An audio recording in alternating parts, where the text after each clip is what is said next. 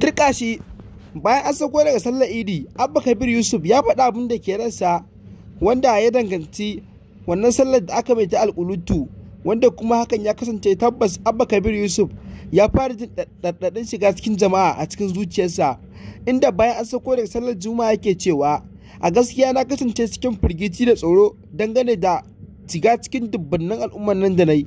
To amma mai shiraro, idan wannan ne farkon iso ka cikin wani ta sami albarka, da kada ka manta ka danna mana subscribing, ka danna mana alamar kararrawa, domin ta haka ne za ka iya samun sabbin labaran mu da zarar mun dora. Tun bayan wannan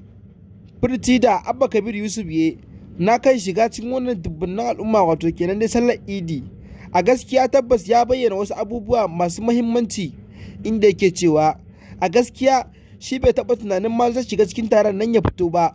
kuma mutane su daina ganin cewa wai da securitinsa, wai wannan securitin nashi ba zai hana a kaddamar mai da abin da ake so a kaddamar mai ba, saboda ya ga adadin al'ummar da suka mai wannan sallah ta alƙulutu, ko iya su kaɗai ma aka bar shi da su tabbas sun ishe shi. A gaskiya Abba Kabir Yusuf yana mai sun koyar da kai da mai duk kusa da gwiwa akan cewa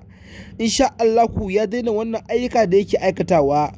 To amma dai mai sauraro, ka biyo mu har zuwa ƙarshen wannan bidiyo da sa muka ɗan gajeren wannan bidiyo da Abba Kabir Yusuf yake magana a kai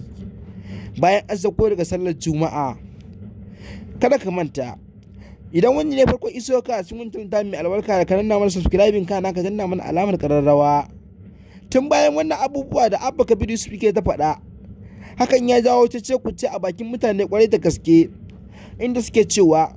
wannan sallah da aka yi wa Abba Kabir Yusuf ta alƙulutu ko dai ta fara kama shi ne, inda ake tunanin cewa Allah subhanahu wata'ala ba a zalimin bawansa ba da shi wanda ya zalunci kansa.